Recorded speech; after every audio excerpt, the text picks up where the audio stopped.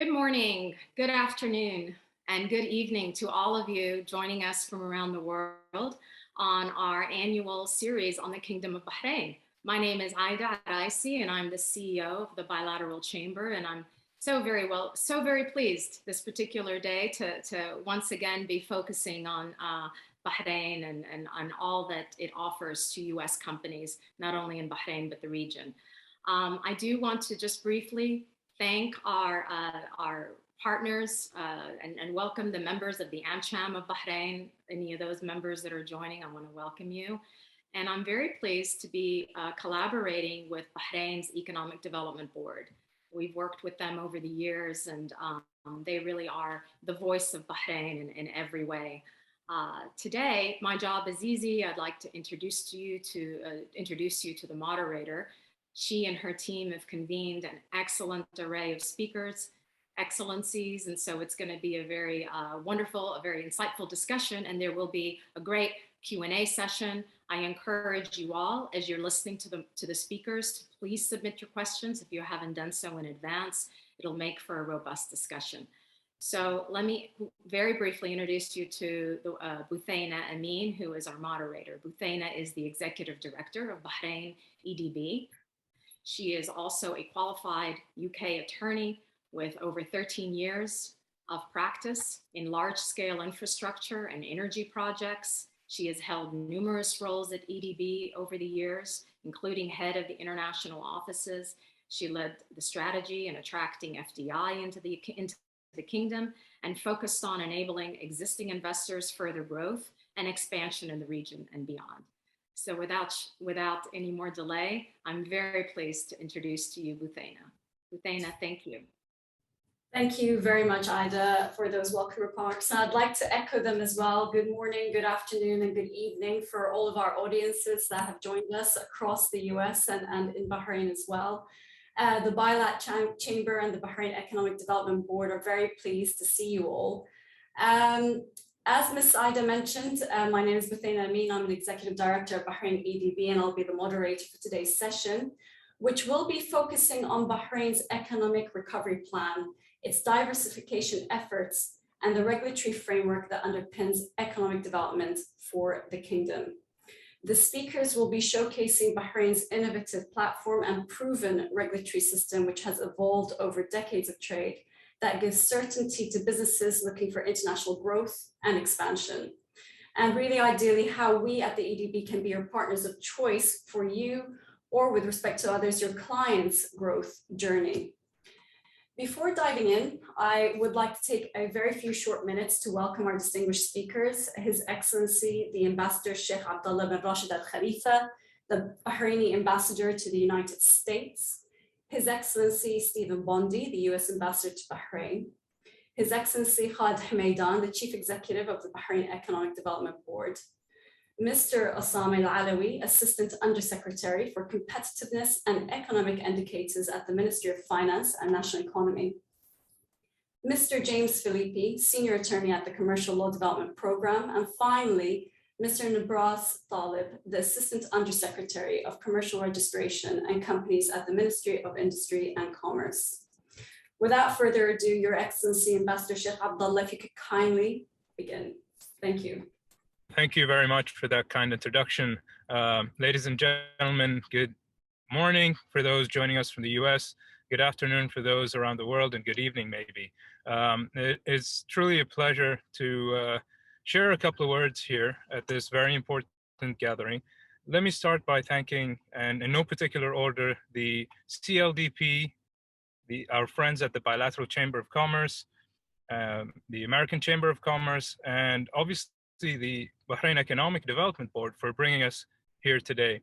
As Ambassador of the Kingdom of Bahrain to the United States, it truly is an honor welcoming everyone to this webinar to discuss Bahrain's economic recovery plan and regulatory framework in face of unprecedented global and economic uncertainty.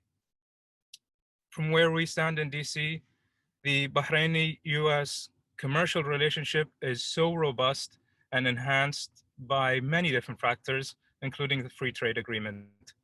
However, we would not be able to develop or improve our commercial relationship without consistent engagement and dialogue that bridges both the private and public sectors. And as allies with a very unique history, and I might need a completely different webinar to talk about the strength of the relationship and the history between Bahrain and the US, but we have been working together on numerous fields. It's a multifaceted relationship, including the Department of Commerce's Commercial Law Development Program. Our relationship has been enhanced considerably as great legal minds, program specialists, and especially multicultural experts have helped Bahrain improve its commercial and legal landscape. Drawing upon the US's highly experienced regulators, judges, and policymakers, it has enabled us to effectively look at and develop a reliable political, commercial, and legal institutions that are critical to fostering business development and opportunities. And therefore, the Kingdom of Bahrain has developed an impressive ability to integrate policies that allow us to navigate global challenges. And the special relationship with the United States led us towards the creation of the US trade zone in Bahrain that would give American companies a competitive edge as a center for trade, manufacturing, logistics, and distribution in the region and beyond. Ladies and gentlemen, this is a groundbreaking and innovative approach. It's the first of its kind in the Middle East, and we're very proud of it. I'm sure that our friends at the EDB are going to talk about it and other initiatives that will continue to develop stronger relationships, commercial relationships between the two countries.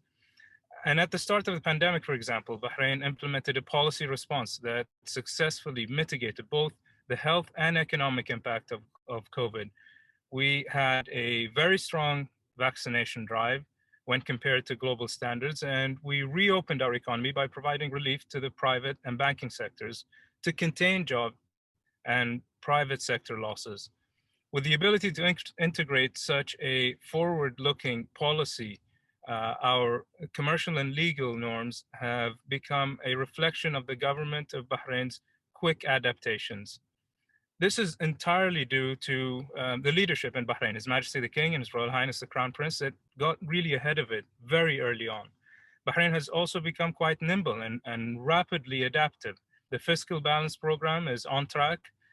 We just heard from His Excellency the Minister of Finance a couple of days ago, and as the oil price outlook provides an opportunity to continue reform under favorable market conditions, our debt is firmly on a downward path. While Bahrain's economy is forecasted to grow by the World Bank, it is important to note that GDP projections have been recently revised to show higher growth for 2022 and 2023, despite an anticipation of global economic slowdown. The rise reaffirms the progress of Bahrain's development plans as fiscal and economic stability puts us on course to balance our budget by 2024.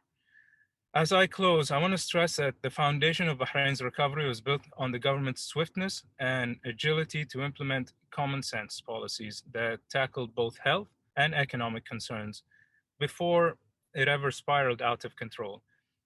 And with the positive revision in economic growth earlier than anticipated debt repayment, the foundations for recovery have been secured by Bahrain and has the country has emerged a lot stronger than before. Thank you for the opportunity. Thank you, Your Excellency. If we can also now move on to Your Excellency, Mr. Stephen Bondy. Thank you very much, Husseina and Aida, who was on earlier. Hello and a good afternoon to everyone joining us here in Bahrain, and a good morning to our partners in the United States. I would like to thank the Bahrain Economic Development Board for the invitation to speak at today's webinar. I would also like to extend a very warm welcome to His Excellency Sheikh Abdulla bin Rashed Al Khalifa, Ambassador of the Kingdom of Bahrain to the United States, and His Excellency Khalid Humaidan, Chief Executive Officer of the Bahrain Economic Development Board. I'm honored to call you both friends. I'm very pleased also to see my old friend, James Filpi, who was just here in Bahrain a few weeks ago, as well as our esteemed colleagues from the Ministry of Industry, Commerce and Tourism, Nibras Taleb, and the Ministry of Finance and National Economy, Osama Alalawi, who are participating as panel speakers during this webinar. It is an honor to help open today's event featuring discussion topics on economic recovery, regulation, energy, and digitization. I want to take the opportunity to reaffirm the strength of U.S.-Bahrain economic ties. From Chevron to Amazon Web Services to West Point Home, American companies play a critical role in strategic sectors in Bahrain's economy. I'm thrilled to say that our bilateral trade relationship continues to grow. In 2021, U.S.-Bahrain two-way trade exceeded $2 billion, a 33% increase over the 2020 figure of $1.5 billion. Bilateral trade flows through the first quarter of this year are on track to exceed last year's figures, and this remarkable turnaround in economic activity is creating jobs and growing businesses in both of our countries. This is an exciting time for our trade and investment relationship, which has at its foundation the U.S.-Bahrain Free Trade Agreement. The FTA is an important tool in contributing to Bahrain's economic recovery, and we will continue to promote Bahrain as a premier destination for U.S. exports and overseas investment, whether to capitalize on emerging opportunities in Bahrain's critical sectors or as a gateway to access the broader GCC market. The ongoing development of the U.S. trade zone, or the USTZ, will also bolster our commercial relations. Our expectation is that this new commercial zone will offer a dedicated platform for American companies looking to establish themselves in the very heart of the Gulf region. And once it is operational, the USTZ will provide immediate access to Bahrain's world-class commercial support services, tax-free business environment, business-friendly regulations, and an educated workforce, while also benefiting from the many advantages under the Free Trade Agreement. Bahrain's economic recovery plan promises to dovetail with our efforts to further expand U.S.-Bahrain economic ties. The series of planned large-scale projects in the transportation, manufacturing, communications, energy, tourism, and health sectors will provide the American private sector with a wide range of exciting export, investment, and new business opportunities. The United States is committed to supporting the Bahrain Economic Recovery Plan as it gathers pace, and we are actively working with our commercial partners and local stakeholders to ensure that Bahrain's post-pandemic economic recovery is a success. At the intersection of American commercial engagement and Bahrain's economic recovery is our embassy's technical assistance program, which aims to improve the regulatory environment for local and international businesses and achieve Bahrain's economic development goals. The U.S. Department of Commerce's Commercial Law Development Program continues to deliver technical assistance to modernize Bahrain's business regulatory infrastructure, including elevating best practices on intellectual property rights, increasing transparency in public-private partnerships, and offering legal training to apply Bahrain's solvency law and ensure greater protections for distressed companies. These initiatives will enhance Bahrain's commercial climate, increase international investment, foster innovation, and support private sector growth, all key objectives under the Economic Recovery Plan. In closing, I want to emphasize that building stronger U.S.-Bahrain commercial ties is a priority under the Biden administration and a key priority for me as U.S. ambassador. Thank you for the opportunity to speak today, and I look forward to hearing the coming discussion. Thank you, Your Excellency, and thank you to both ambassadors for your insights on the bilateral relations between our two countries. Moving on, His Excellency Khalid Humaidan, as I mentioned, the Chief Executive of the Bahrain Economic Development Board, has a few slides to share with you all today. Khalid, if you don't mind. Thank you. Very good. Good morning, everybody. Good afternoon, everybody. Thank you very much, Your Excellencies, for joining us today. Thank you, ladies and gentlemen, for attending a very important session for us. In the next few minutes, we will try to explain why any company that's considering an expansion worldwide should look at the opportunities in Bahrain. We can go to the next slide.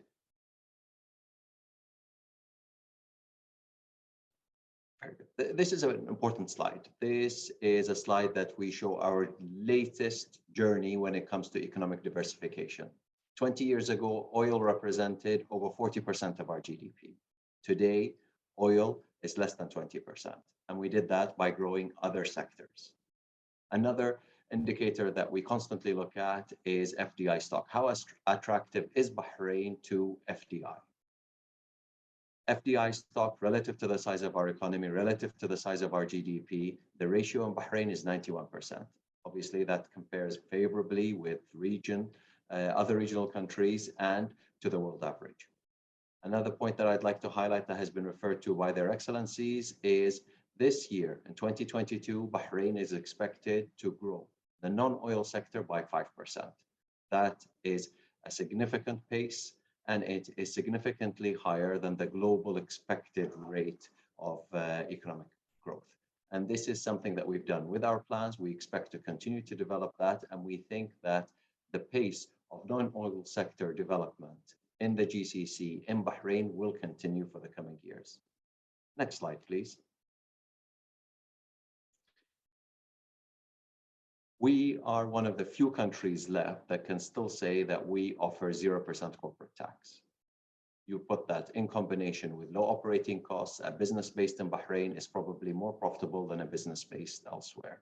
In addition to that, we have an abundance of talent, local talent that could be skilled and upskilled, and we have a dedicated labor fund that is willing to take up the financial burden to make sure that the Bahrainis that are hired by any investor are world-class in terms of standard. Next slide, please. This is the sectors that we focus on. Each one of these sectors means that diversification is important. We will continue to look for opportunities in multiple sectors. And with each one of these sectors, we have identified specific targets of what we expect to grow over the next few years. I'd like to focus on 3 good examples of successes that we've had in the last few years that is worth mentioning, just to highlight what is possible in Bahrain. First off is a deal that we signed with Citibank last year. This is when they knew there was a global shortage of coding talent around the world, and they decided to sample the talent in Bahrain. They benchmarked them against global talent, and they clearly knew that the quality was there, gender diversity was there, and they're expecting low turnover. After that, they decided and committed to hire 1,000 coder over the coming years. Next would be Mondelez. Mondelez has a few very large mega plants around the world. Bahrain is home for one of them. And from the plant in Bahrain, they cover not only the region, but they cover and export to 40 countries. Countries and markets as far as Australia and New Zealand are supplied by products made in Bahrain. The last example that I'd like to highlight here is Amazon Web Services. A few years ago, when Amazon Web Services was looking to establish their first hyperscale data center in the Middle East and Africa, they considered Bahrain. They considered Bahrain because we were the only country that's willing to change our laws and regulations to allow for what we call the data sovereignty law. This is where data in Bahrain belongs to the jurisdiction of the home country, not the host country. It's similar to what would be a data embassy law. And because of that, they were encouraged, they built their data center here, and the first client that they have and the largest client that they have is the government of Bahrain. We were one of the first people to adopt a cloud-first policy and moved most of our data to the cloud. We still lead the world in terms of government using the cloud services. Next slide, please. This is a slide about the US trade zone. It's important, and as Secretary Yellen mentioned, this is probably what is needed in a world with disruptions of global supply chains and in a world where there's wars and conflicts in Europe. With that, friendly sourcing could be the future. We have dedicated a plot of land in a strategic location between our seaport and our airport dedicated to host US manufacturing and logistics companies. And we're in advanced discussions with several companies that will hopefully become our anchor tenants for this area. With that, we should be able to fully leverage a free trade agreement that's lasted several years and to have a fully integrated manufacturing logistics facilities that serve Bahrain and serve the US and hopefully the world as well. Last slide, please. Part of our economic recovery plan and economic development plan is we've identified strategic projects. The total value of those projects is in excess of $30 billion. One thing that we like is that it's colorful. We have covered the entire island in terms of sectors. Every area needs to be developed. It's something that we will continue to invest in our infrastructure to continue to have world-class, leading, best-in-class infrastructure that will help support the economy and help support the development plans that we have. It's important to know that we also continue to care about diversification. This is why we've picked several sectors with large, major projects that will continue to support them. Last point I'd like to make is this type of thinking helps investors identify the opportunities that are in line with the national priorities. It's much easier to do well when you have the support of a government and the government says, this is our priorities, this is where we're likely to support the most, and we give the opportunity to investors to be part of that development.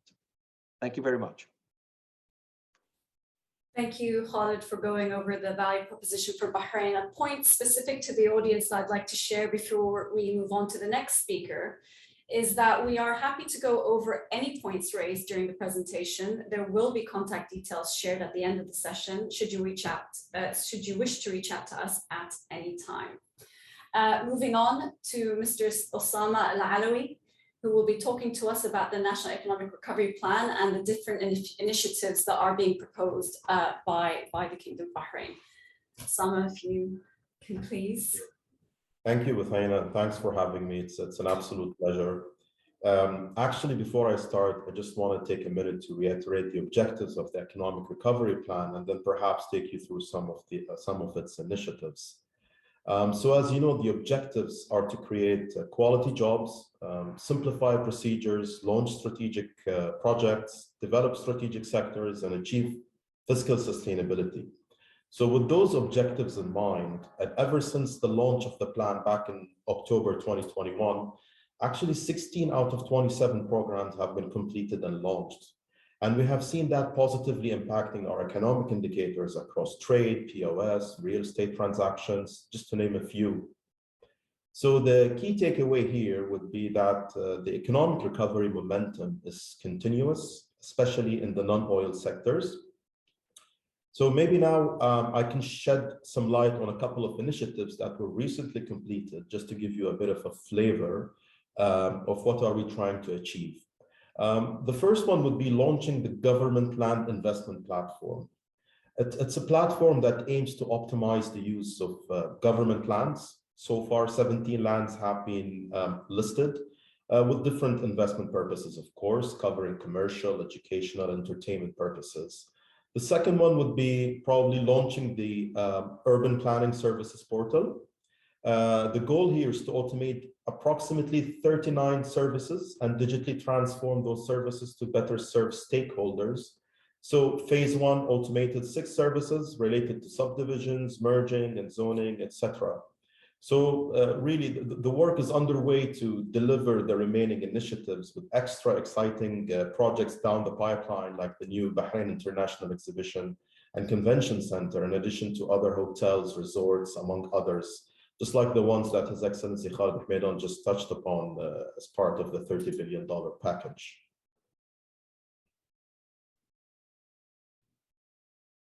Thank you. Thank you, Osama, for that overview on the economic recovery plan and the initiatives that are being put forward by the government of Bahrain and how they tie into the work that we're doing here at the EDB. And of course, next we have Mr. James Filpi, who will be talking about Bahrain's successes in the form of laws, reform to be in compliance with international commercial law standards, which is something that we are very proud of here in Bahrain, of adapting things that are fit for purpose for our jurisdiction, but in line with best practices. James, please, the floor is all yours. Thank you, Bethana.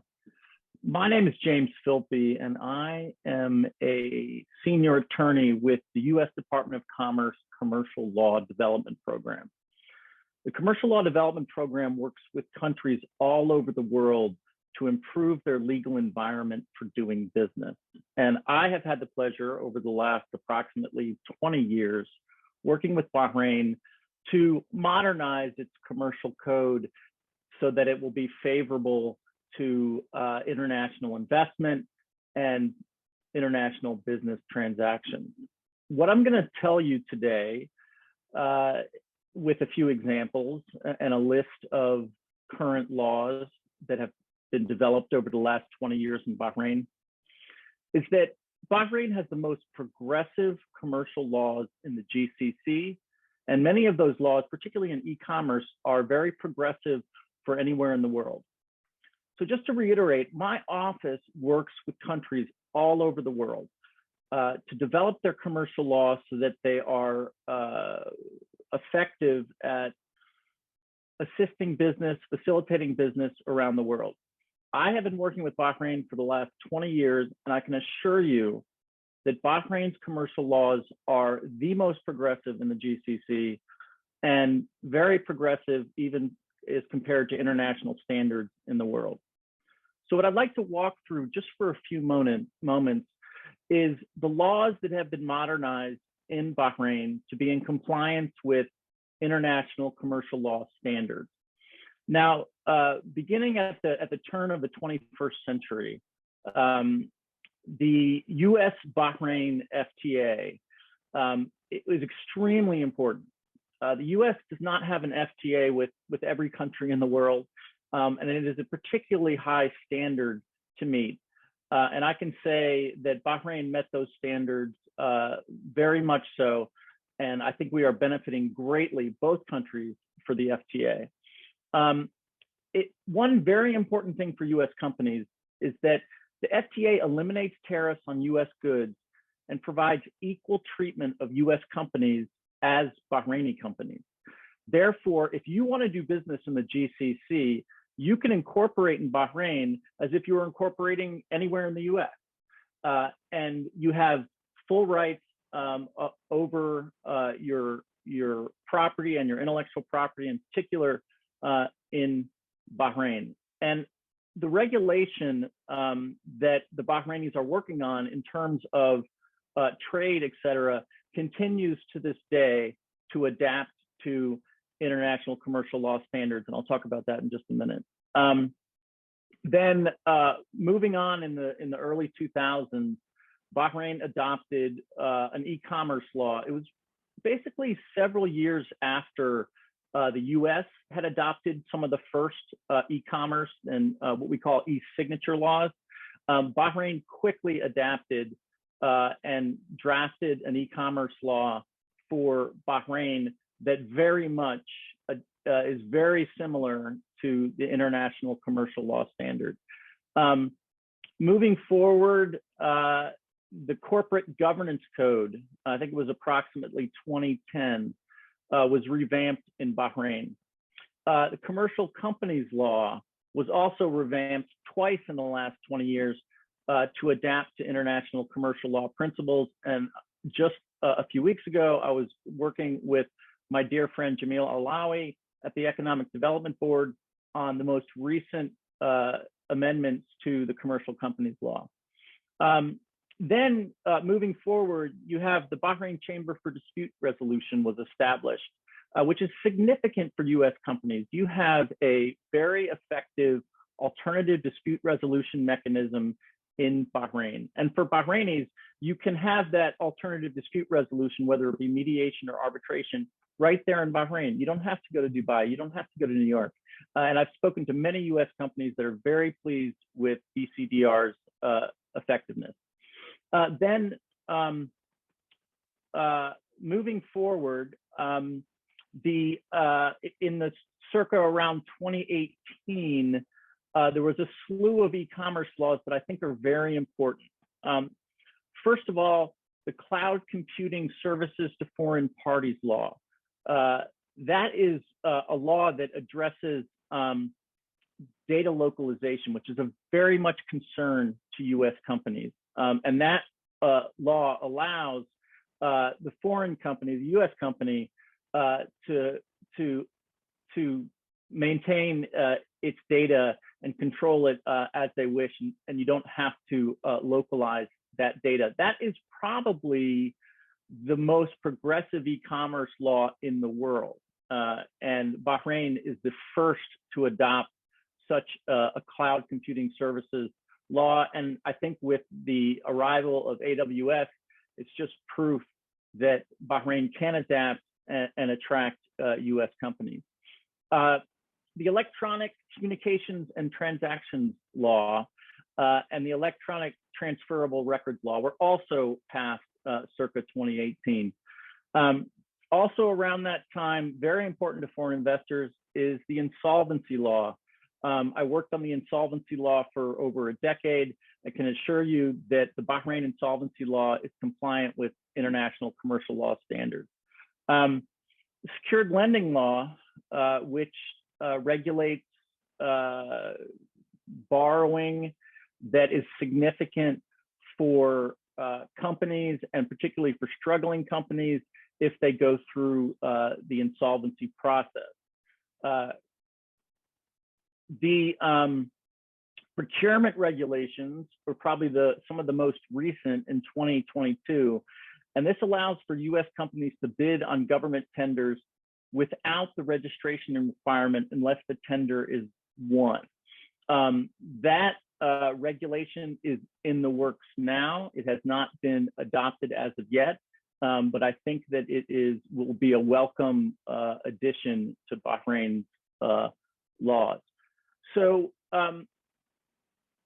again, what I want to emphasize is that Bahrain has been adapting to international commercial law principles for over 2 decades and continues to this day. And I'm very confident in telling US companies, if you would like to have a foothold in the Arabian Peninsula, Bahrain is probably the safest and easiest place to do business. Thank you.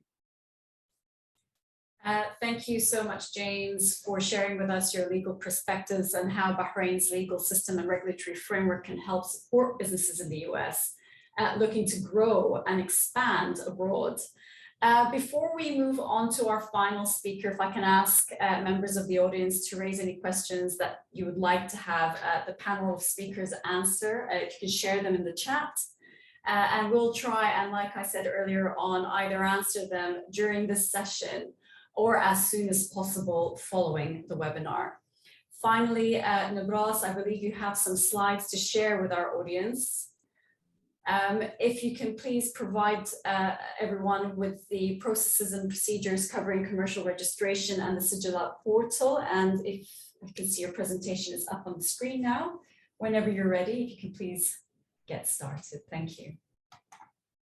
Thank you, Buthayna. It's a pleasure being with you all here today.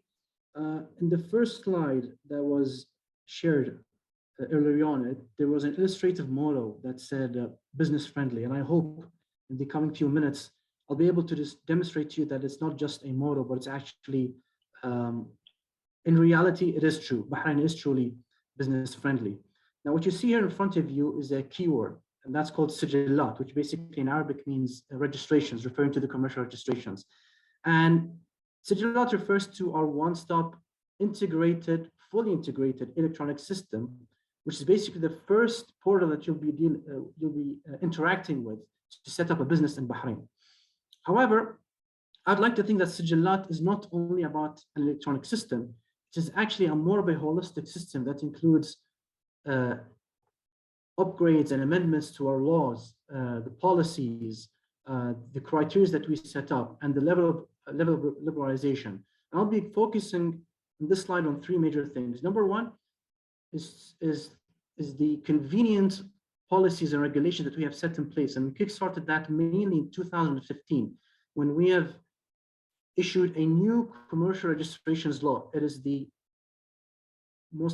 had the most biggest changes since the last 40 years, before 2015. And the key thing that we did there is that we separated the issuance of a commercial registration from a commercial license. Previously, what used to happen is that you had to get all your license before establishing a legal entity in Bahrain. We've flipped that. Basically, you're able now to obtain commercial registrations and a legal presence in Bahrain within, as per the record says, within a minute. And you'll be able to establish a commercial presence with a commercial registration, and then after that, you can continue on obtaining your business licenses as per the pursued activity. Another thing that we've done is that once you get your commercial registration, this will automatically enable you to obtain a visit visa, which will enable you to travel to Bahrain if you would like to visit the country, so that you make any further deals, find a suitable location for your business, pursue any other matter that is related to setting up your business. You're more than welcome to do that. Another thing that we've done is that we've adopted the ISAC 4. We've migrated from ISAC 3 to the ISAC 4, and we've made those activities much more comprehensive. We used to have around 1,800 activities. We've reduced that to 593, making those activities very comprehensive. For example, and it's going to be very convenient for businesses. Instead of, for example, having activities that are split up into manufacturing of chairs, tables, cupboards, etc., you can have one activity that includes any product that is made out of wood, for example, or plastic. So it will be very convenient for companies to select an activity, and every activity that is under that code can be practiced without having to go through any extra processes or go through any administrative changes to your companies and legal documentations. Another thing I would like to emphasize on is the minimum requirements. We have abolished all minimum requirements for limited liability partnerships. So you can set up a company, a limited liability company, with as low as $100 US if you wish. We have minimized the documentary requirements to establish a commercial registration. I will show you that in the following slides. We have removed endemic requirement related to issuing an activity, as long as the law does not state so. So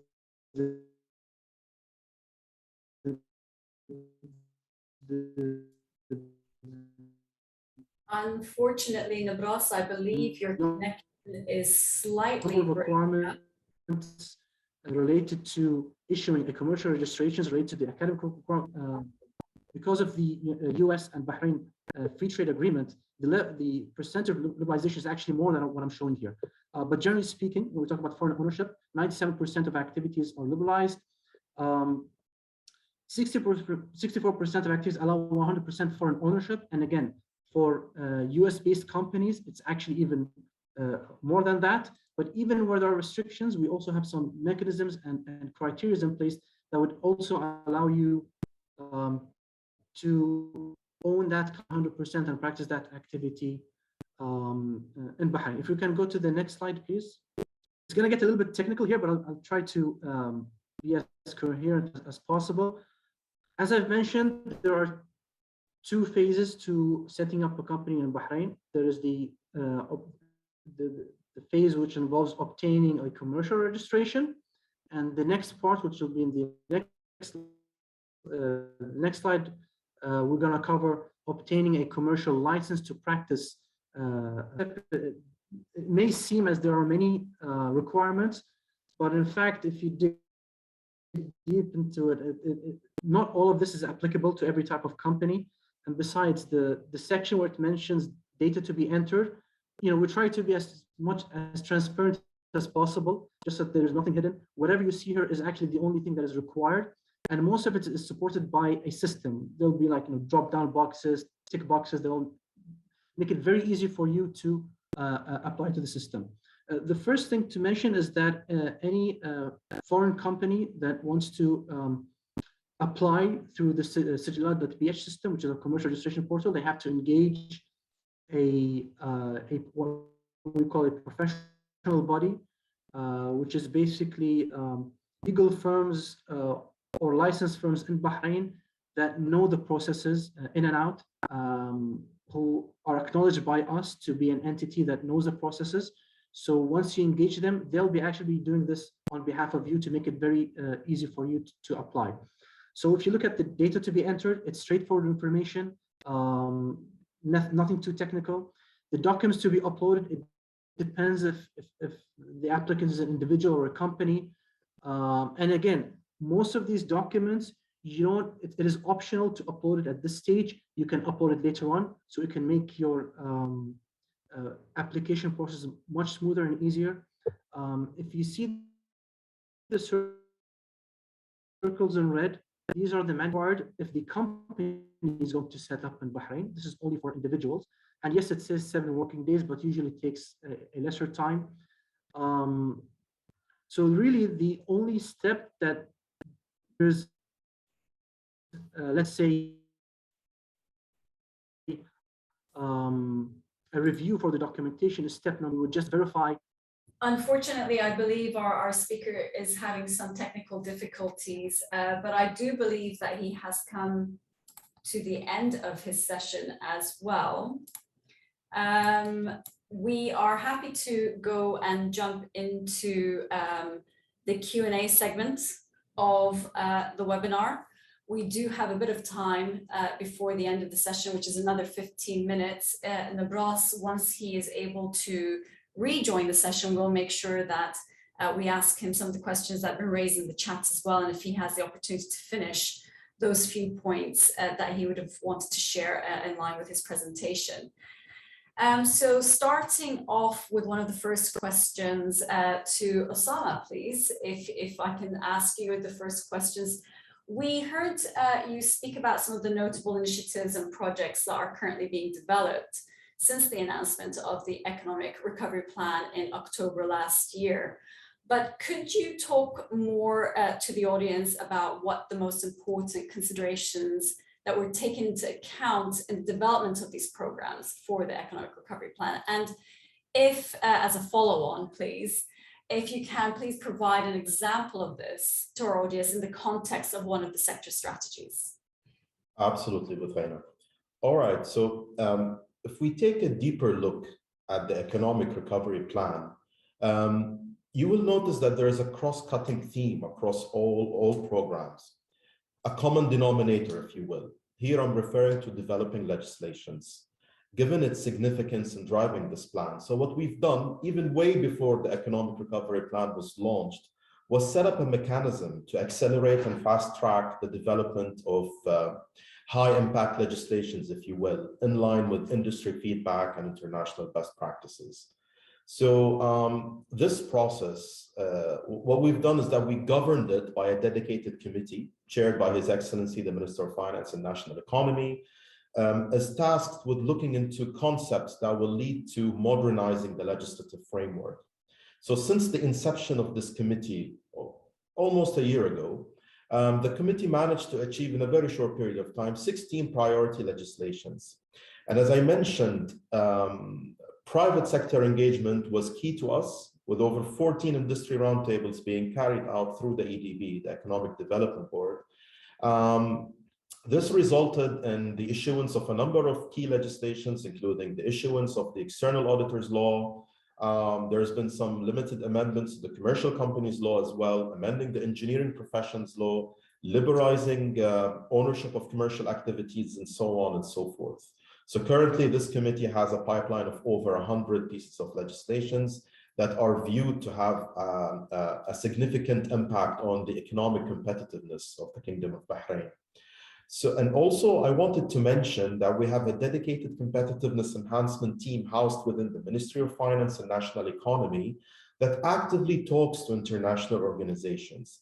It actively seeks to look into adopting best practices, and all of that resulted into concepts that supported ongoing development. So if we want to put this into the context of the financial services sector strategy, for example, you will see that not only developing legislations is a dominating factor amongst the initiatives, but also making sure that environmental factors are also considered.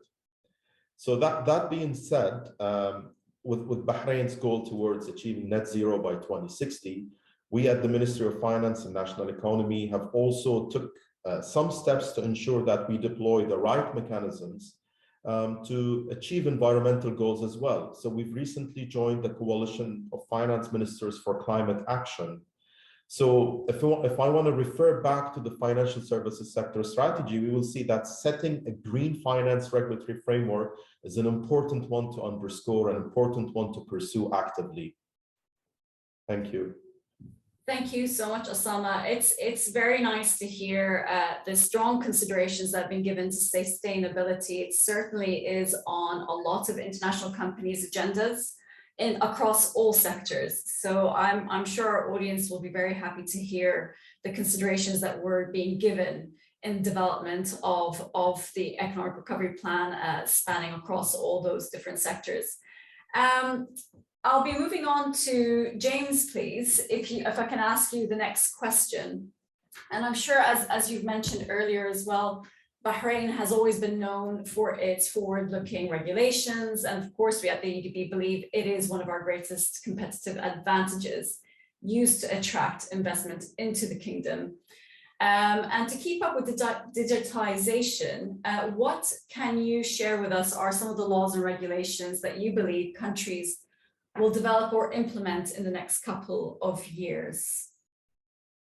So I think that the new laws related to digitization are surrounded around big data, for one, privacy is two, and then artificial intelligence.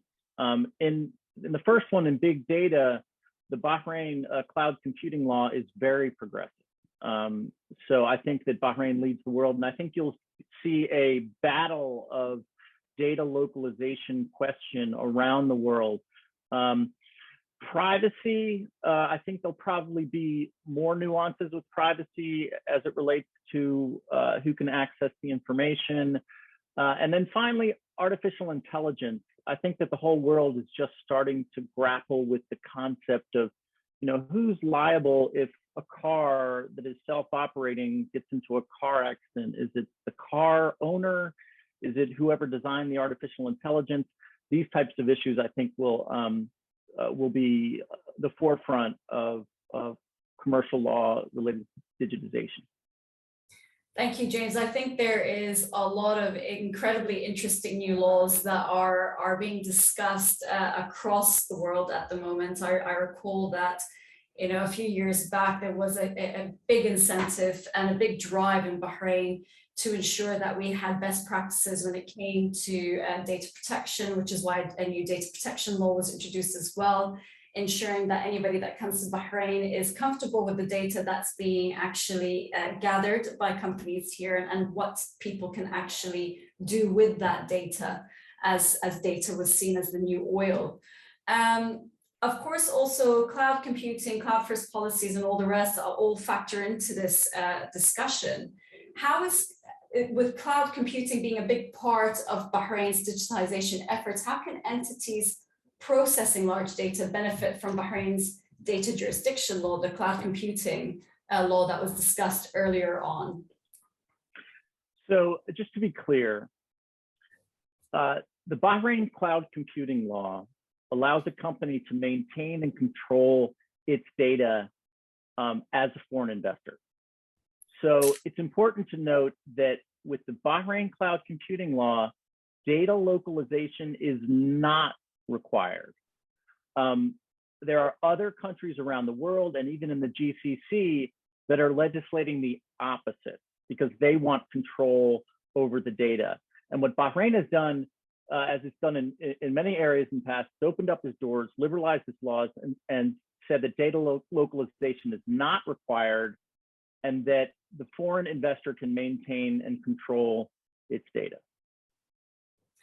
Thank you, James. Is just to check, is if Nibras, are you there? Are you able to hear us? Yes, I'm back. Wonderful. Good to have you back. I do have a few questions for you, if you can kindly answer them. But before doing so, is there anything else that you really wanted to get across to our audience before we do that? No, I believe the other information that I wanted to mention was more towards obtaining the licenses, but I believe these are technical information that we can share directly with them should they wish we do so. We'll be more than happy to communicate directly with them and present to them, each of them individually, on how to set up a business in Bahrain. So I'll take your questions. Okay, wonderful. I do believe actually one of the questions from the audience is whether or not we'll be able to share these presentations with them following the event, and I believe we will be able to do so. And again, as I mentioned, the details for us will be available. So if you wish to discuss anything further, we will be happy to do so, as Nibras just mentioned as well, to really do a deep dive on any questions that you may have. So Nibras, my first question to you is, with facilitating commercial procedures to increase their effectiveness and enhancing the overall business-friendly environment is a priority for Bahrain with the aim to attract investments. What are some of the initiatives and projects to realize the objectives of ensuring Bahrain stays competitive in attracting international companies? Allow me to break down the answer into 3 parts, because as part of the initiatives, there are legislative enhancements, process enhancements, and business support enhancements. If we talk about the legislative part, as my colleague James Filpi mentioned, Bahrain is very flexible in amending its laws to cater to the evolution of technology and doing businesses globally. Like I mentioned, we've introduced the new law in 2015. The data law is very important. The regulations and liberalizing the activities. We've got 100% liberalized manufacturing industry, education, healthcare. We've got the commercial companies law, which have recently introduced, amended again. We've introduced mechanisms to allow preferred shares, convertible notes, staff ownerships, e-voting, which is key since the pandemic happened, e-voting in annual general meetings. We've allowed the establishment of non-profit companies. So we're continuing evolving from that aspect, introducing new laws or amending older ones to accommodate the future needs of businesses. From a process part, as I've talked about Sijilat, it's continually evolving. Everything is online now. You don't have to do anything physically. The system itself has gone through 4 phases of development. The newest one will be in 2023, making it even more convenient to investors to establish a business in Bahrain. We're continually reducing all the sorry, I lost you again for a second. But just very quickly, I think it's important to note some of the key advantages of setting up a manufacturing plant in Bahrain, which is basically leasing land parcels, industrial lands managed by the Ministry of Industry, Commerce, and Tourism. We have highly competitive rates. You're talking about, for example, $2.66 per square meter per annum as a lease rate. That heavily affects the bottom line of companies in terms of the cost. No income tax. There's the custom duty exemptions on trading with GCC countries, as well as countries that we have in bilateral agreements with. So all of these contribute to the bottom line of making Bahrain highly competitive, and as part of Bahrain's journey to recover from an economic perspective.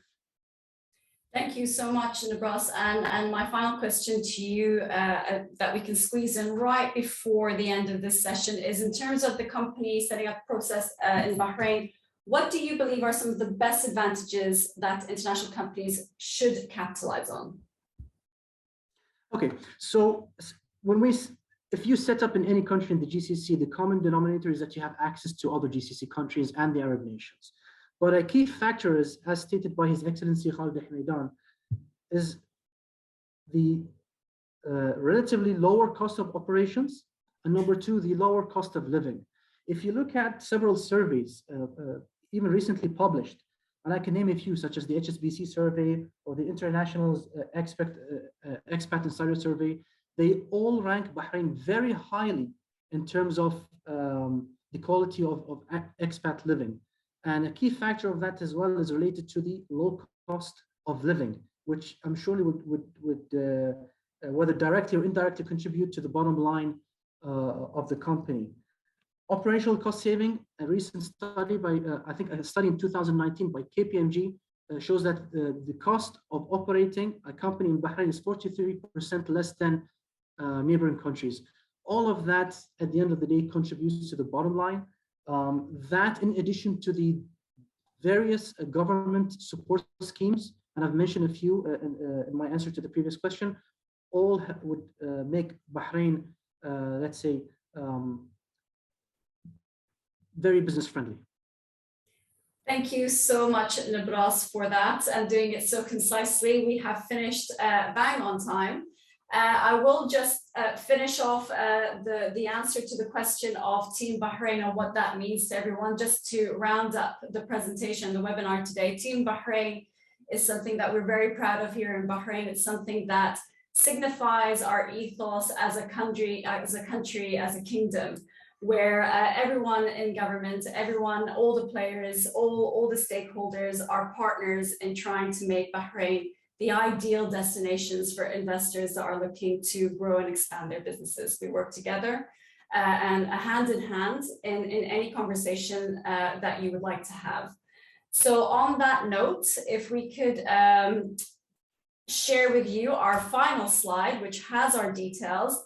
You're more than welcome to contact us at any time. We will ensure to answer any questions that you might have. And as I said, as part of Team Bahrain, we will ensure that you also get to talk not just to us, but to the people who are best suited to be answering your direct questions. I do apologize for those that we haven't been able to answer as part of the chat, but we will have your details and we will make sure we get back to you in the next few days at most. Thank you all once again. Enjoy the rest of your day.